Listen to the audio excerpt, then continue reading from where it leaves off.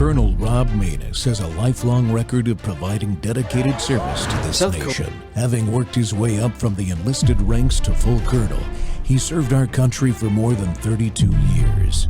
He has served as a bomber squadron commander, bomb disposal technician, Joint Chiefs of Staff Operations Officer, assisted the National Security Team with the campaign plan for the global war on terrorism. He authored the first theater nuclear war plan and served as the Vice Commander of America's largest airborne intelligence wing. Colonel Rob Maness is a true American hero.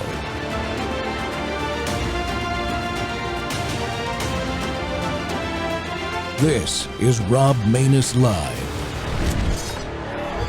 South Korea's President Yoon Suk-yeol walked free on Saturday after prosecutors decided not to appeal a court decision to cancel his arrest warrant on insurrection charges. The impeached leader waved to supporters and bowed as he walked out of a detention center south of Seoul, where he had been held since January 15th. He remains suspended from his duties, and his criminal and impeachment trials continue over his short-lived imposition of martial law on December 3rd. The Seoul Central District Court canceled Yoon's arrest warrant on Friday, citing the timing of his indictment and questions about the legality of the investigation process. In a statement, Yoon thanked the court, quote, for their courage and determination in correcting the illegality. The main opposition Democratic Party criticized the prosecutor's decision and urged the Constitutional Court to remove Yoon from office as soon as possible. Prosecutors could not immediately be reached for comment. Some 55,000 Yoon supporters rallied in Seoul on Saturday, while more than 32,000 demonstrated against him, the Yonhap news agency reported, citing unofficial police estimates. This anti-Yoon protester said his release seemed like something that was outside of common sense, while this Yoon supporter said she burst into tears when she saw him walk free. Still, the public remains largely anti-Yoon. 60% of respondents to a Gallup Korea poll released on Friday said he should be removed from office, while 35% opposed removing him. In his impeachment trial, the Constitutional Court is expected to decide in coming days whether to reinstate or remove Yoon. Key U.S. ally South Korea, as you can see, is suffering internal troubles as the United States turns its focus to Taiwan more and more. Welcome back to More War Monday here on the Rob Maness Show. And we're live on Worldview Tube, our X Spaces simulcast, Rumble, YouTube, Truth Social Plus, Amazon Fire, Apple TV now, and Roku. Well, South Korea's turmoil over the impeachment and imprisonment of President Yoon continues to rattle the peninsula as the government faces fighting massive wildfires, too, that have broken out all over the country. The U.S. intelligence community has also released its annual threat assessment last week amid outrage over the fake signal chat scandal, highlighting China as stands out as the most state actor most capable of threatening U.S. interests globally. But still, it's a weak assessment that needs to be accomplished again under the Trump administration, in my opinion. Late last week, a leaked Pentagon memo signed by Secretary Hegseth called for the U.S. military to prioritize resources against China, labeling it the sole threat. The guidance emphasizes troop presence and warns against a potential Taiwan takeover. Hegseth also reaffirmed Washington's commitment to its alliance with Japan while visiting Tokyo on March 30th. He specifically called out China again, saying that the U.S. and Japan will stand firm in the face of aggression and coercive actions by the Communist Chinese. Retired Colonel John Mills is back with us today to discuss all this and more. Mills is a national security professional with service in 5 areas: Cold War, Peace Dividend, War on Terror, World in Chaos, and now Great Power Showdown one more time, and the fight to save our republic. He's the former director of cybersecurity policy strategy and international affairs at the Department of Defense and a senior fellow at the Center for Security Policy.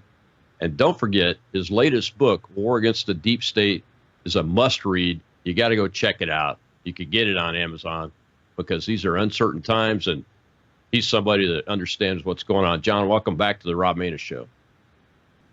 Hey, Rob, thank you. Always an honor to be on this show. Well, hey, man, you know, I've been tracking on this South Korea president and this turmoil going on on the peninsula. almost since it happened, but only because I follow you on Getter and X. You are almost the only person that has been covering this on nearly a daily basis. What is really going on over there? Do we have an ally that's in serious trouble of losing its freedom? Well, yeah, and a lot of the America First people, I think, are getting it wrong. There's a lot of ignorance on South Korea, and that's what's going on. Is there's a communist coup going on, and it started back in November, aided by who? USAID, which is funding the National Election Commission in Korea, and also this Association of World Election Bodies that happens to be based in Korea, both USAID funded.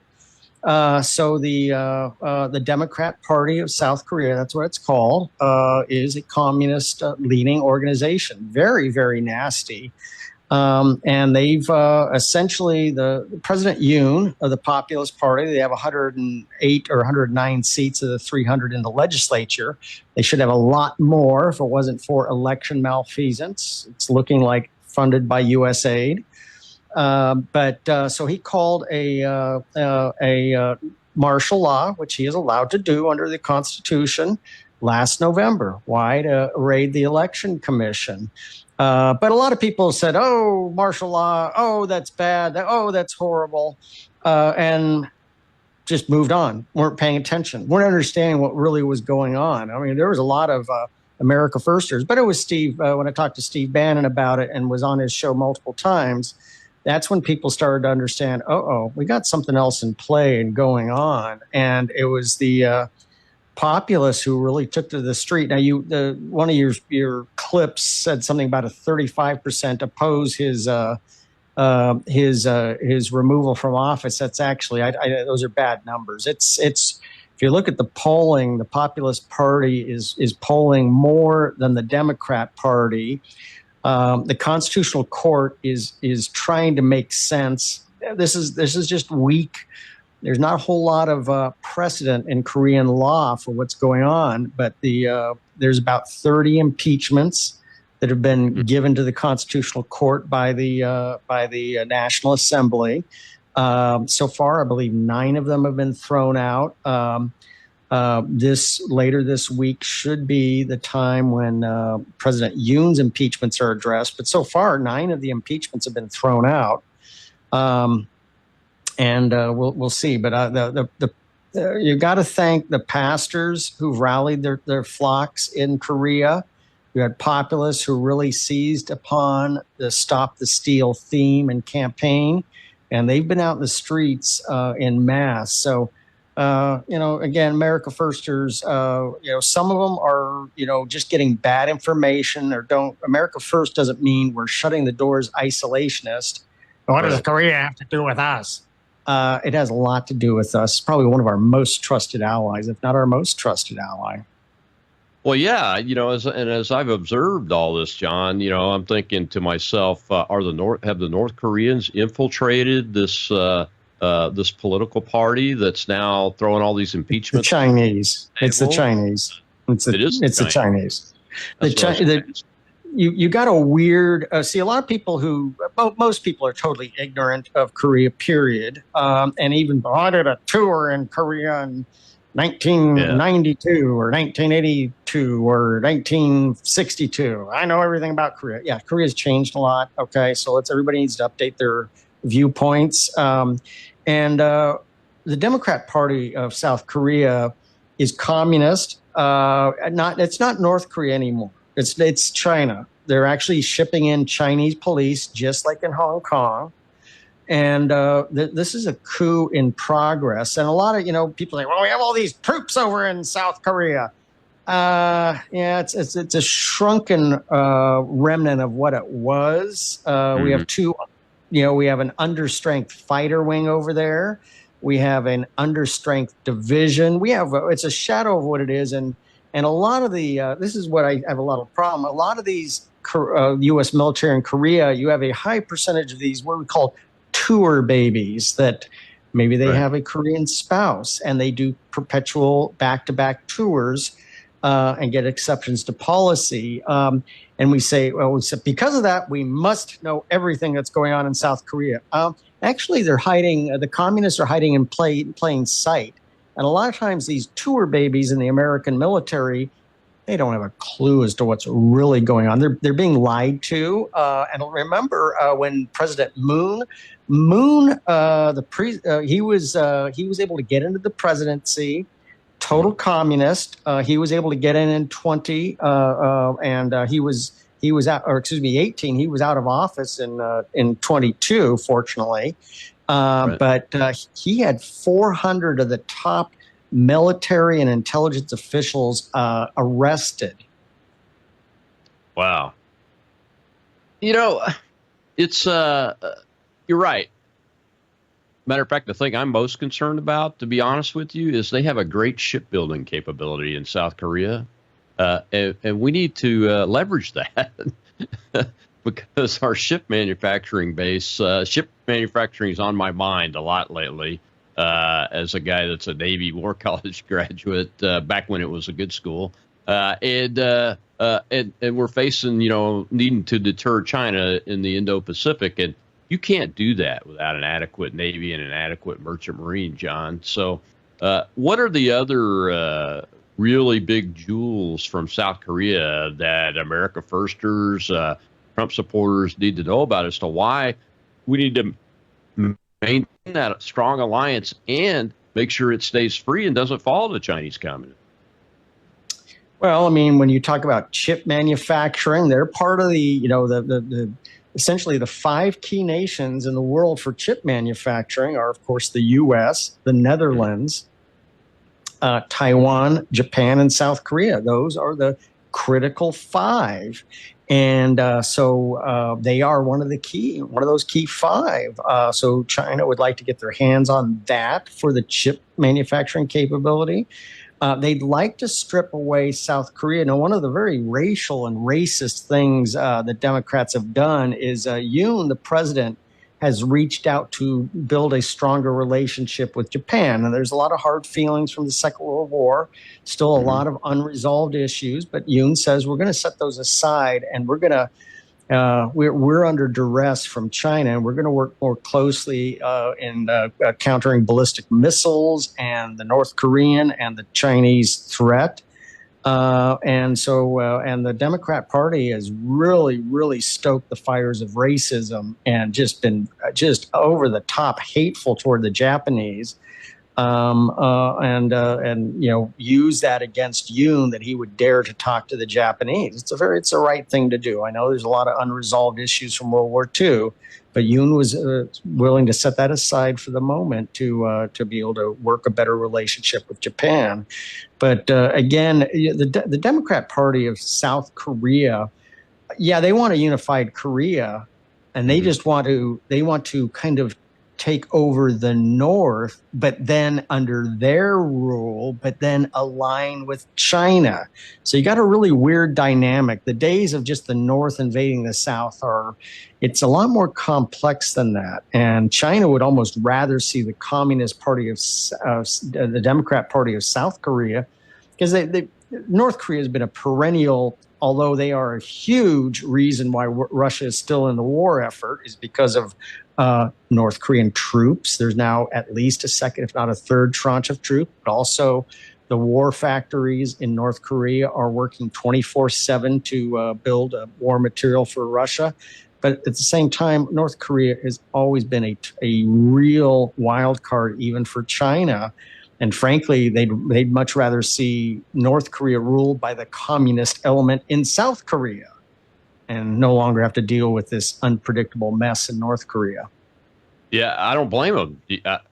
I can't blame them for wanting to do that, honestly, especially if they think they have the Democrat Party in South Korea under control. Well, John, we've got to take a break. When we come back, we'll have a little clip about the fires. I want to get your take on that. I've seen some reporting on it, but really not enough. I mean, it's almost as if, South Korea, like you said, nobody needs to pay attention to that, but this is a critically important ally in the Indo-Pacific region, and not just that, but globally too, quite honestly. And we'll be right back with retired Colonel John Mills, former senior DoD official. talking about our Korean ally and the Indo-Pacific and all things intelligence and China.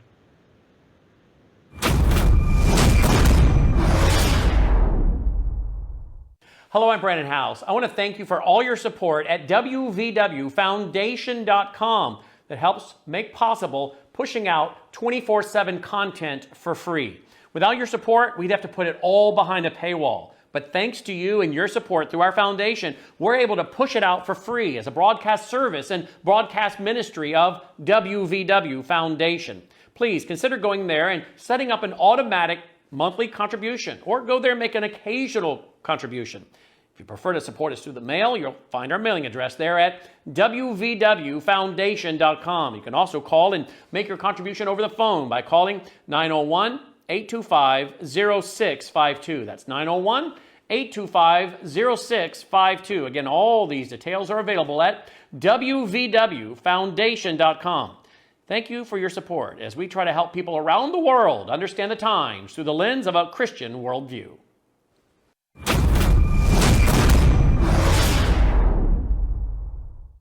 At least 18 people have died as multiple wildfires rage across South Korea's southeastern region.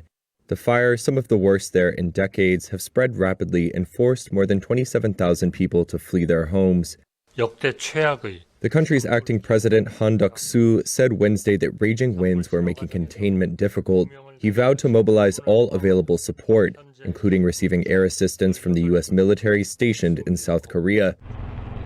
In response to criticism about a lack of equipment in the firefighting efforts, a spokesperson for the Korea Forest Service said the agency planned to secure more helicopters.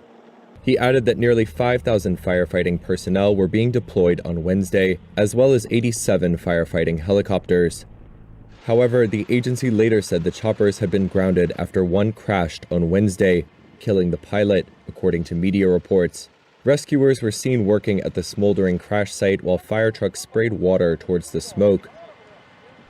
Multiple blazes that broke out on Saturday are yet to be contained, gutting ancient temples and destroying homes. The government has designated the affected areas as special disaster zones and said the fires had damaged more than 37,000 acres.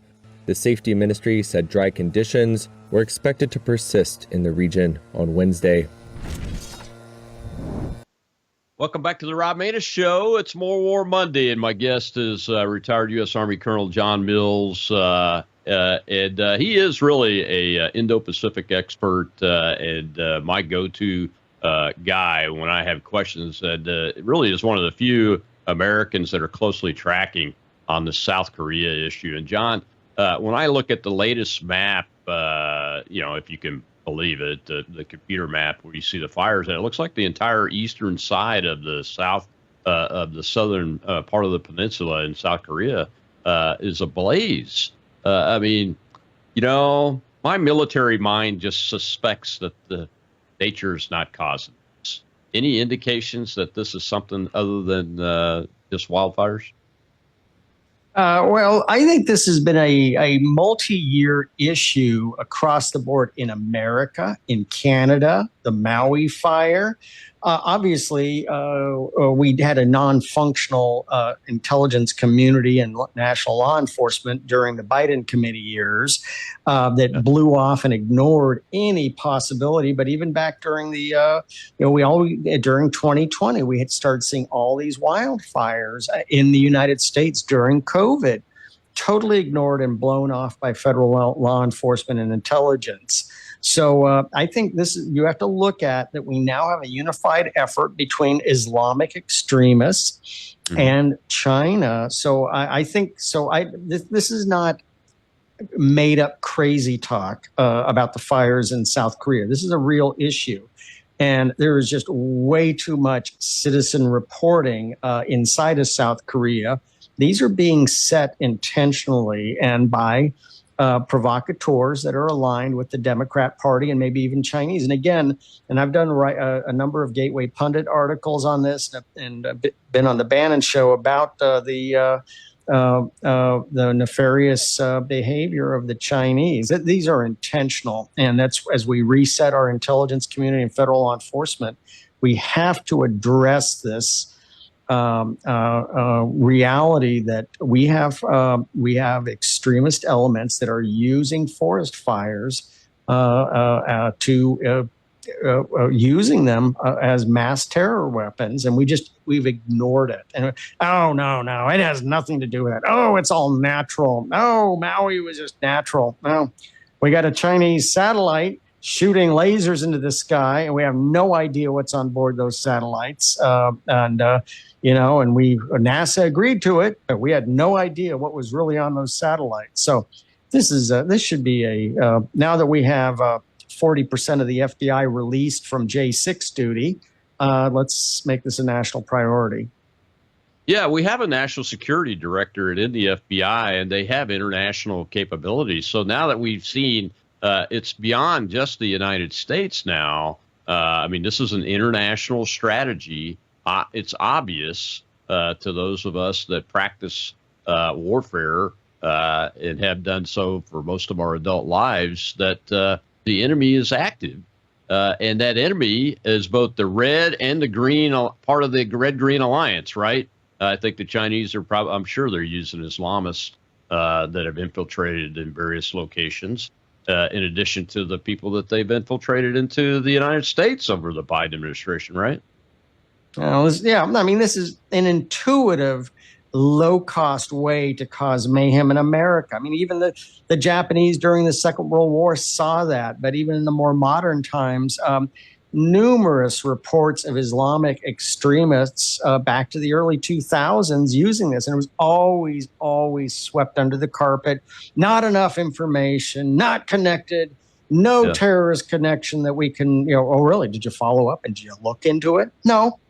Well, then how can you say that? This is the lie of the FBI and the deep state party line. No terrorist connection. This is like New Orleans all over again. You had the crazy FBI lady with rings in her nose and her ears and all over the place saying no terrorist connection, and then she immediately was disappeared, and they flew in the new director of counterterrorism, and he goes, yes, it was terrorist connection. This psycho behavior that we've got a clean house of. No terrorist connection. Did you look into it? No. Well, then how did you know that one way or another? So, we gotta get back to basics on intelligence and law enforcement. Yeah, our national security and intelligence weakness really has. We're not out of the woods yet. Things don't happen overnight in Washington, D.C. or around the country in this bureaucracy. And the DNI's 2024 threat assessment was put out, I think, last week or so, and it seems a bit weak to me, John. Speaking of weakness, so is this the last shot of the Biden administration's weak on intelligence, weak on national security effort? Even though the assessment does say that China's our greatest threat from a global military perspective, it still is very weak when it talks about things like, well, the Chinese government may not be able to control the People's Republic of China, the Chinese Communist Party owned businesses that result in fentanyl parts getting to the cartels and into the United States and killing hundreds of thousands of people. For instance, instead of coming in hard hitting and saying, we know this is what's happening, it's going to be part of our strategy and approach to work with our allies to end it. It uses goofy and squishy language like that. You had a chance to take a look at that thing, and what are your thoughts?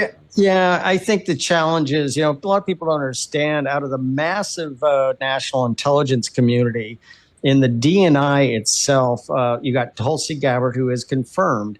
I don't believe there's only 4 other Senate confirmees, those who receive Senate confirmation. So it's the National Counterterrorism, NCTC. That's Joe Kent. He has not been confirmed yet. He's acting as the chief of staff. You have the National Counterintelligence Executive. You have the DNI IG, and you have the deputy DNI. So I think that's 1, 2, 3, 4. I think there's only 4 Senate confirmed positions. So I think we need more Senate confirmed positions, but that's the challenge. So Tulsi essentially has nobody in place, I don't believe, at this time. And you got Ratcliffe over at CIA, but he's only got 1 or 2 additional. Now, yes, you do have appointees, but they don't have the oomph of the Senate. She really needs her Senate confirmed staff in the DNI. And again, Ratcliffe, I don't think there's appointees, but he's the only political Senate confirmed at CIA. So we got a lot of challenges here. And I think this report still, to be honest, there's a lot of pen on it from the old crowd, and we got to get away from that. We got to get to real, I'm going to say it, unbiased, clear-thinking intelligence, not the same party line that is just repeated over and over again in the halls. And so I think that's one of the challenges. They've got to come up with, I would say at least 3 or 4 new Senate confirmed positions across the IC, not just the directors, but of the 18 Intel community entities, but additional ones. And Tulsi needs, I would say, a couple more on her staff. Like the national mission manager that's a political, but they're not Senate confirmed. Okay, so you really I think you need 2 or 3 just in Tulsi's area, because hey, holy smokes, in Department of Defense, you got a lot that are Senate confirmed. I mean, I think it's like 50 or 60. A lot, and Pete doesn't have a lot of his guys confirmed yet. Some have been through hearings and those kind of things, but namely Elbridge Colby hasn't been confirmed yet, even though he's been through the hearing and everything. And that key position is that's more important, I think, even than the deputy secretaries over there. But I think I wanted to get your thoughts before I have to let you go on this leaked letter that Secretary Hegseth did send out, giving guidance on the Indo-Pacific strategy, and that it's going to be focused on really deterring the PRC from a kinetic attempt on Taiwan. Very aggressively stated, in my mind, especially when you juxtapose it up against this Intel annual threat assessment document. What are your thoughts on that? Have you seen that yet? Well, yeah, I'm a little.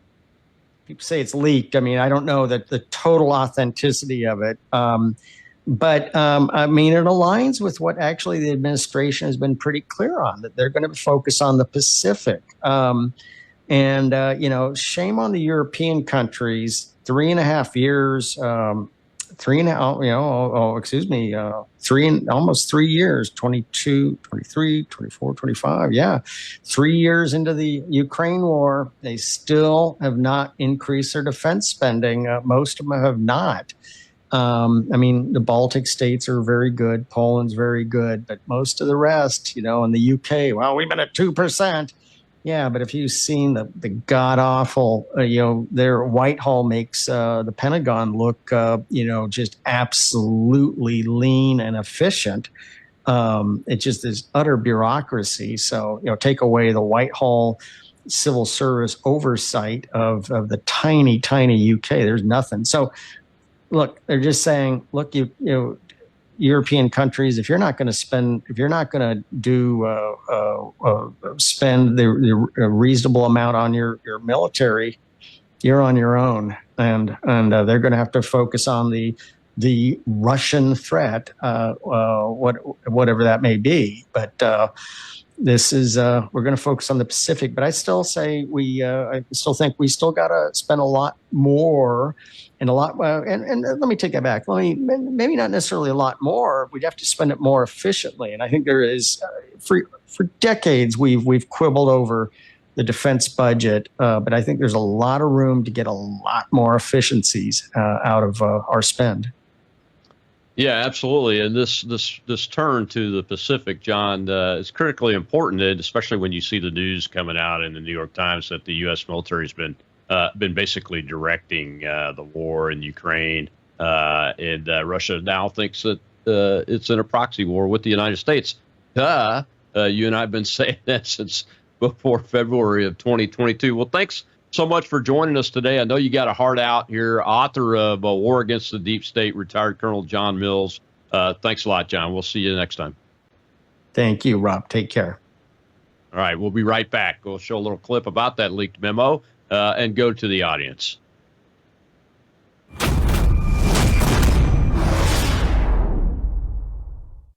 Hello, I'm Brandon House. Would you like to gain access to over 20 years of my radio shows, TV shows, my books? I've written 15 books, and most of those books are ebooks now. And we have conference DVDs, conferences where we filmed our conferences at the Ozarks, literally starting 20 years ago. It's all available in our archived vault. All you have to do is go to worldviewtube.com/vault, worldviewtube.com/vault, and for a reasonable monthly fee, you gain access to over 20 years of Christian worldview programming, news, information, books, documentaries, and a powerful search engine. And folks, it's a great way not only to educate yourself, equip yourself, but it's a big way that you can help fund our continuation as a broadcast network. Please check it out. worldviewtube.com/vault, worldviewtube.com/vault, and help us continue pushing out a Christian worldview.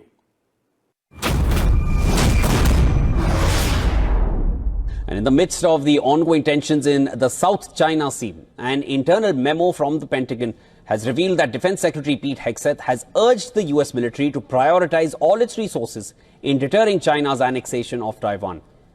Now, according to the Washington Post, the internal secret memo titled Interim National Defense Strategic Guidance, signed by Hegseth, broadly details U.S. President Trump's vision to prepare for and end potential war against China. Hegseth, in his guidance, has particularly singled out Beijing, saying that China is the Defense Department's sole pacing threat. He also underscored Beijing's potential seizure of Taipei, which must be prioritized over other potential dangers. The internal guidance also outlines plans for increasing the number of troops through submarines, bombers, unmanned ships, with a greater emphasis on bombs that destroy subterranean targets. The document also pressurizes Taiwan to increase its defense spending by up to 10% of its GDP on military readiness, a number that is significantly higher than what Washington and its allies spend on defense. Hegseth's guidance also called upon improving the defense infrastructure of U.S. outposts located in the Indo-Pacific. Furthermore, the Pentagon chief's interim guidance stated that NATO members must take on far greater burden sharing, and it said that the U.S. is unlikely to provide substantial support to Europe in case of a Russian aggression, with its priorities focused elsewhere.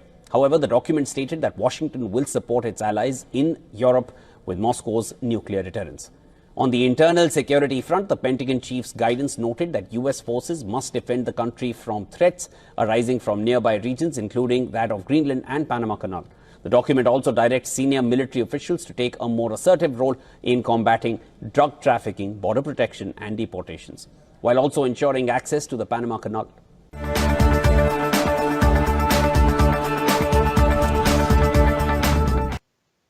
Welcome back to the Rob Maness Show. We're on Worldview Tube, and we're live in our X Spaces simulcast and a whole plethora of platforms, including Truth Social Plus, Apple TV, Roku, Amazon Fire. So go catch us there. You can follow the Rob Maness Show on Rumble. The broadcast goes live there, and the taped episode gets posted up there too, and on robmaness.com. We'd appreciate it if you check us out. And you can get the Colonel's Brief on Substack, and put your email in there, and you can get this show emailed to you every day that it's broadcast during the week, Monday through Thursday, 3 p.m. Eastern to 4 p.m. Eastern.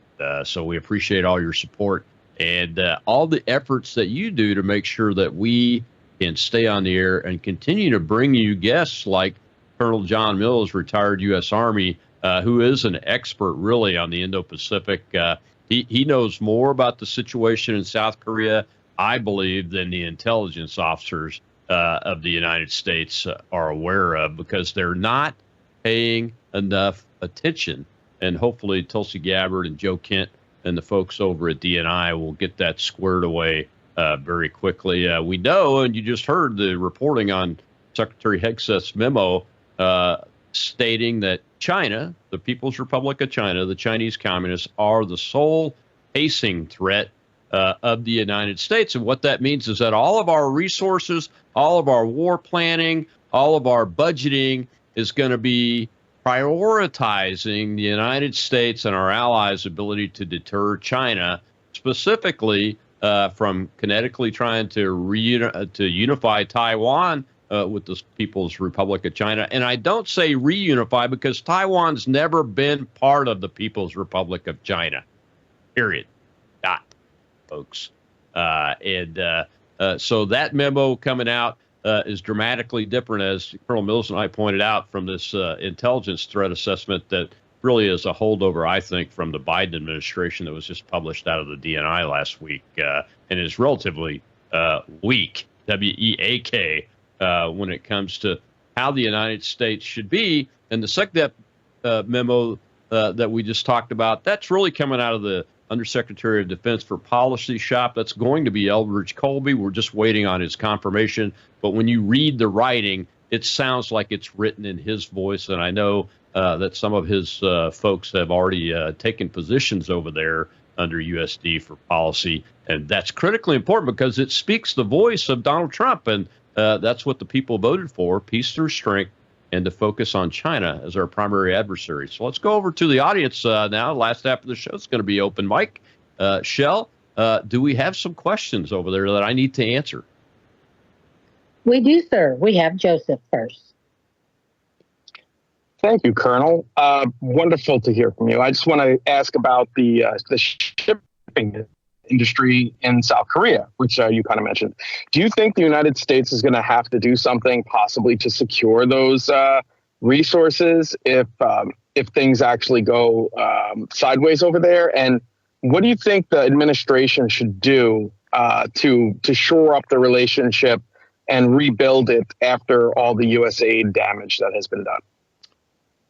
Great questions. Let's take it from the top here and talk about the ship manufacturing capability and America's quest to reestablish our ship manufacturing capability, and at the same time build our merchant marine fleet back up from its weak state of about 80 vessels. We only have 10 oil tankers that are national security oil tankers around the world now, and back up to in the tens of thousands. We had 10,000 merchant marine vessels at the end of World War II, folks.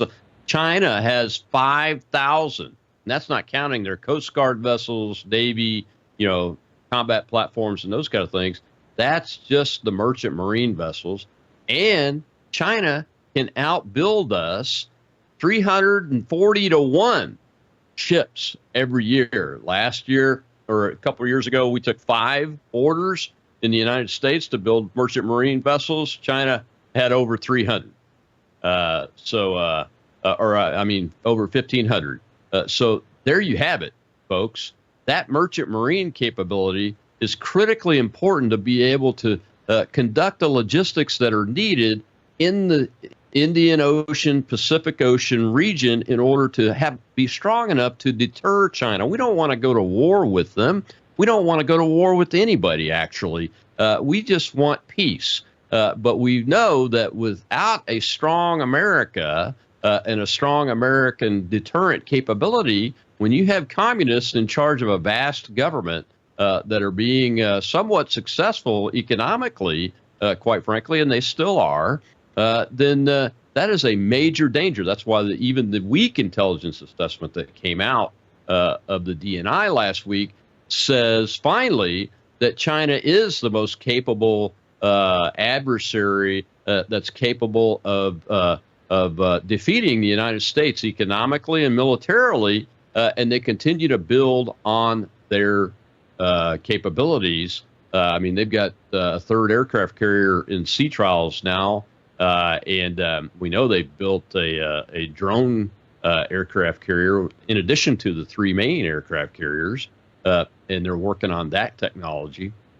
They're really good on programmable drone technology. You've seen the civilian demonstrations of those where they're controlled by AI. So we have a lot of work to do, especially in the ship manufacturing. Now let's go to South Korea and our allies, shipbuilding. Japan is another one.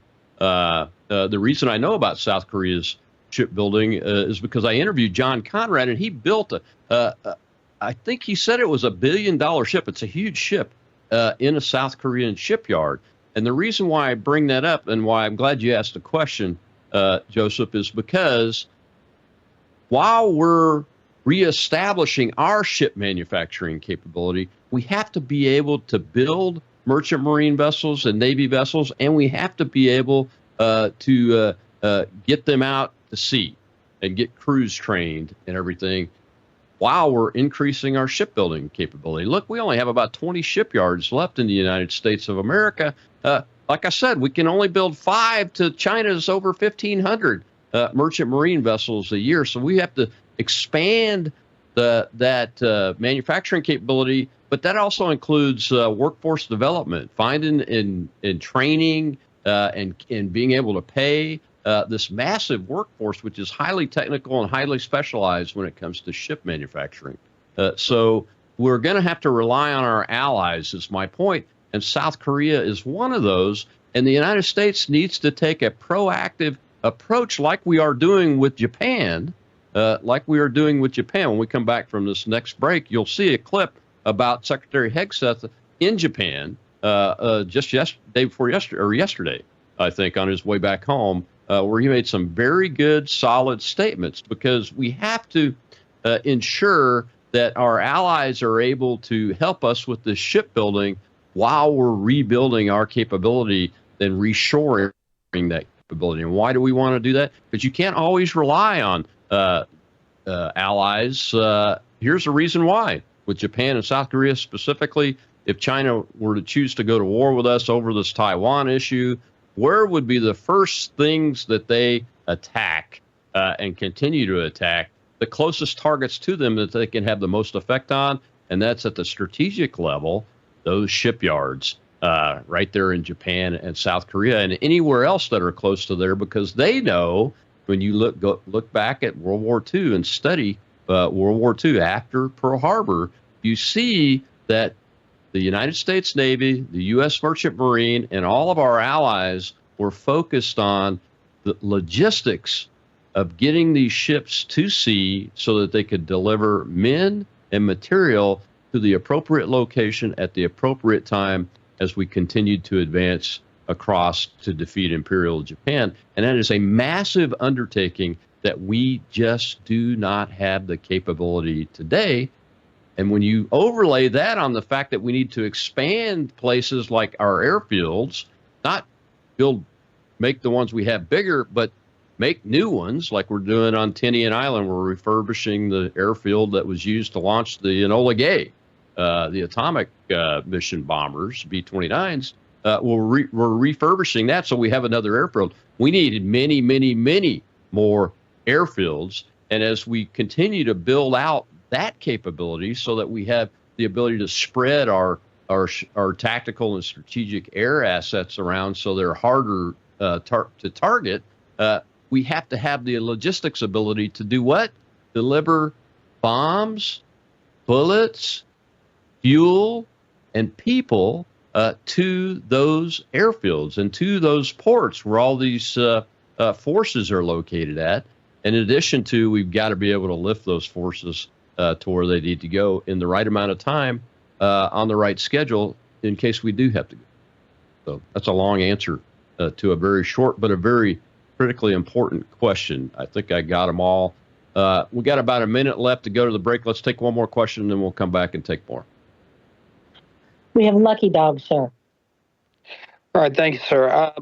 I guess the question I have, you've been talking about the merchant fleet. Now, for a short-term solution for some of our warships, I'd read somewhere a couple of years ago, they were looking at getting frigates from, I think it was Italy. I could be wrong about that. But is that one possibility we may have to go to until we get our warship building capabilities back up? Thank you. Well, that's a separate issue, warship building capability. As a matter of fact, under the first Trump administration, Lucky Dog, the Trump team did have a new frigate vessel laid out and was beginning to be built. I believe the Biden administration canceled that program. I look to see as the Trump administration team takes a look at our combat naval forces, the U.S. Navy piece of it, they're going to be looking at a couple of things. One is, how do we increase the ship manufacturing for that, too, in addition to the merchant marine? Number two, can we bring that things like that frigate program back out rapidly and get to production levels faster than we would be able to otherwise with a new clean, with a new fully thought out weapon system that has to go through the acquisition process? And then three, we have to reform the acquisition process. Look, you know, I was a tanker navigator, my first flying job in the Air Force. I flew on airplanes that were built the year I was born. I was born in 1961 or right around that area. We started trying to field a new tanker in this country over 20 years ago. And we did eventually field one. It's called the KC-46. I think it's the Pegasus. It's got all the bells and whistles and everything. But a tanker is just an airliner or a cargo airplane with more gas tanks, some more piping, some additional electronics. It's got a capability to offload the fuel to flying airplanes and those kind of things, and an extra crew member to do that called the boom operator. I don't know if they still call them a boom operator or not, but they still have that crew position. And it took us over 20 years to field it. We can't operate that way. We've got to fix our acquisition system. And quite honestly, my friend John Conrad talks about NAVSEA all the time, NAVSEA, that they're not able to get a ship completed in a year ever. Haven't done it for decades. So we've got a lot of work to do there, and there's like 83,000 people working at NAVSEA. So that's a huge workforce that we've got to get back to where we can build them reliably, quickly, and crew them. Not only have to, be able to build them, we have to crew them. So we have to train folks to do that. Well, we got to take our last break. When we come back, we'll see Hegseth talk about our ally Japan and how we're going to stick by them here in the Pacific. We'll be right back on the Rob Maness Show. It's More War Monday.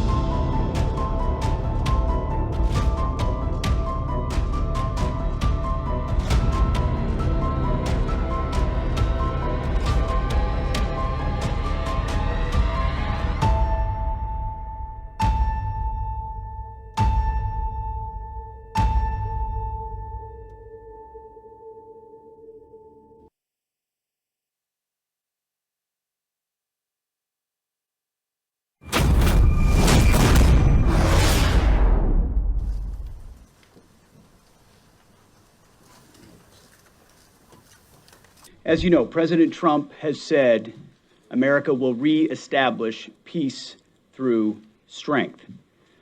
President Trump has also made it very clear, and we reiterate, we are going to put America first. But America first does not mean America alone. America's warriors stand shoulder to shoulder every day with their Japan Self-Defense Force counterparts. Our forces operate and train together across all domains to uphold deterrence. America and Japan stand firmly together in the face of aggressive and coercive actions by the Communist Chinese. We have a robust alliance agenda that will strengthen our deterrence posture, keep the enemy guessing, creating dilemmas for them, and ensure that we achieve peace through strength, as I mentioned. This means ensuring that we have the right posture in Japan and the right capabilities forward deployed here, whether permanent or temporary. America and Japan, we seek peace. But as my first platoon motto says, those who long for peace must prepare for war. We must be prepared. 報道関係の皆様におかれましては、両閣僚が退場されるまでそのままお待ちください。Made a show. It's More War Monday here on Worldview Tube, and we're live on our X Spaces simulcast, and it's open mic part of the show here. And as Secretary Hegseth just outlined very clearly, America first doesn't mean America alone. We are not isolationists, which is a contrary to a popular criticism on both sides of the aisle for the establishment politicians in this country and the bureaucrats that try to maintain their power and position in the unelected bureaucracy that are, quite frankly, feeling threatened by President Trump and the 47th president's current administration and their political appointees. That's why they're trying to take out people like Mike Waltz and Pete Hegseth and Tulsi Gabbard and Robert F. Kennedy Jr., because the bureaucrats are trying to do that through their political people that are in elected office, too. That effort is still ongoing. So we have to make sure we're very clear in our messaging. And that's an example right there. Look, post-World War II, there is still a lot of hard feelings with the Japanese amongst countries, as Colonel Mills pointed out, in Korea, on the Korean Peninsula. But our allies, we have to publicly say, we're going to stand with you, and then do the action itself. And I think that's what Secretary Hegseth was getting at, because he knows that Japan and South Korea they are the front lines, really, right there, right next to us on Guam and Tinian Islands and the Marianas Islands and those chains, and Okinawa.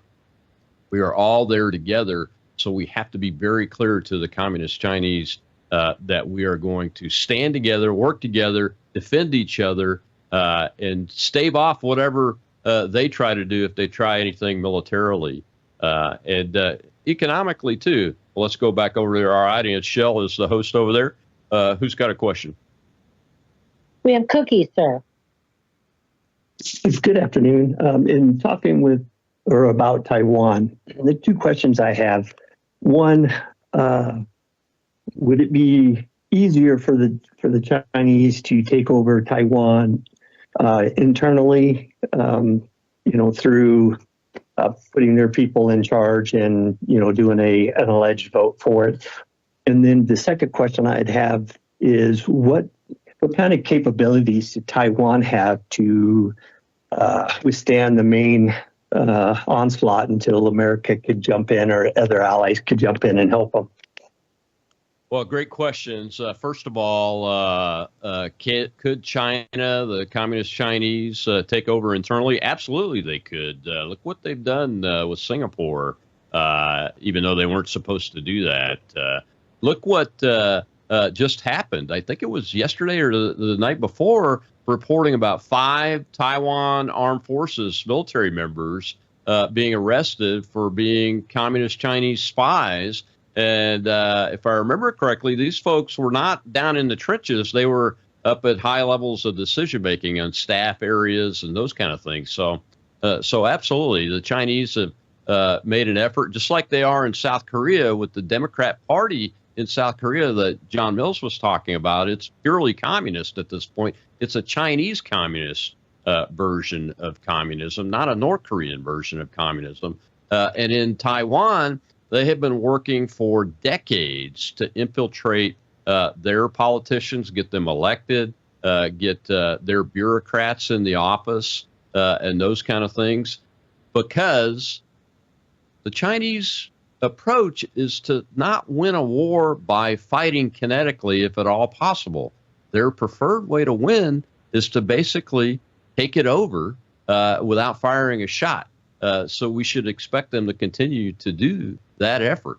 Now, as far as capabilities go, you may have heard, I don't know if you heard in that clip with Secretary Hegseth or when John and I were talking about it, that we have demanded that the Taiwanese increase their defense spending. They spend, I think it's only about 2% on defense. And just like with the NATO countries, we're taking the same approach here. Look, if you want us to be your ally. We don't want you to be a client state. We want you to be able to hold your own, but we'll help if that becomes necessary. But you got to be able to hold your own. You can't be a client state of the United States. So the Taiwanese have said that publicly in the last few weeks that they're going to increase their defense spending. I think the number was around 3.5%.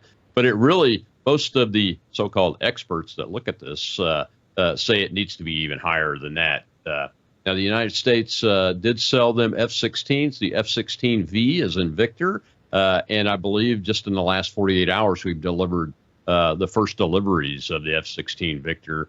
And that'll be adding to their F-5s, which is we use the F-5 and the T-38 version for training aircraft, have for decades now. Our supersonic trainers here in U.S. pilot training.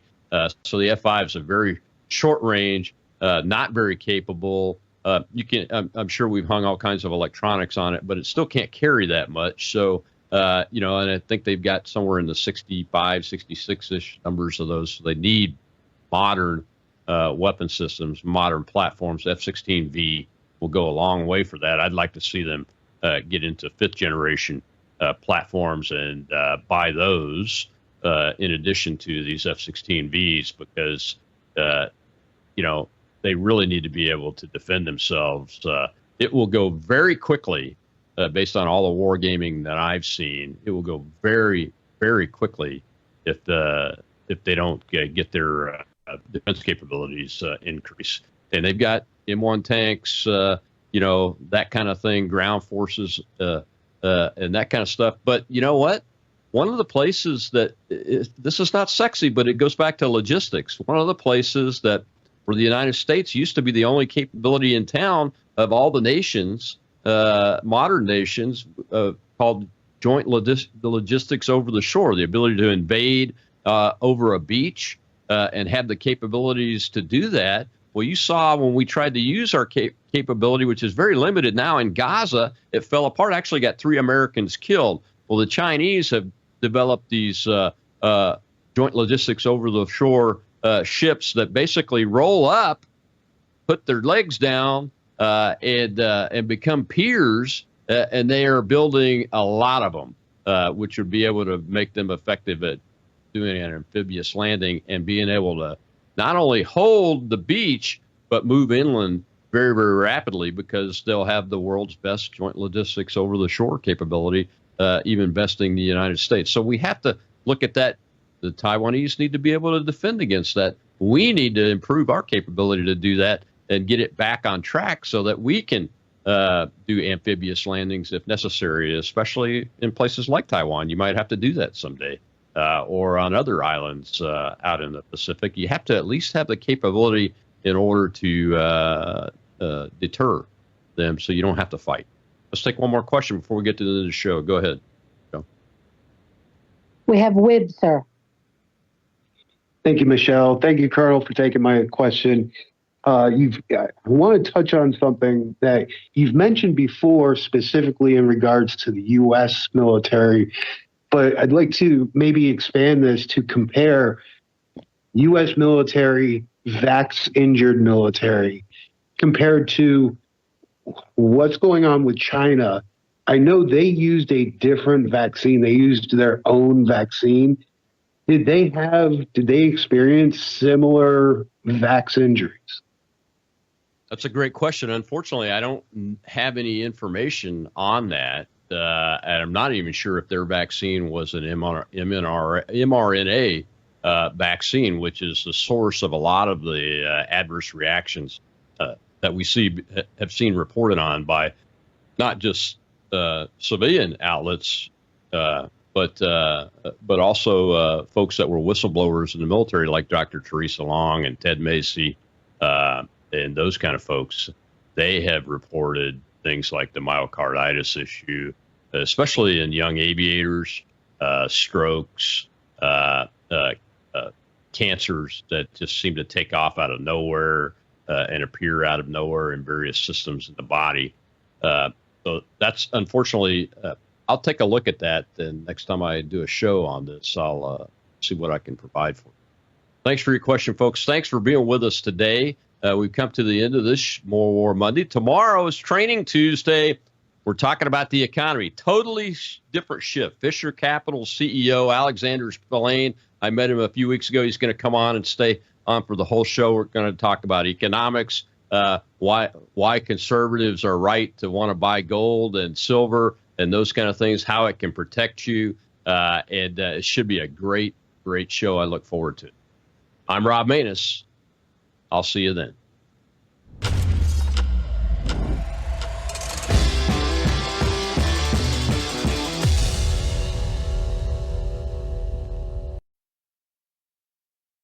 You are watching Worldview 2, built on the 35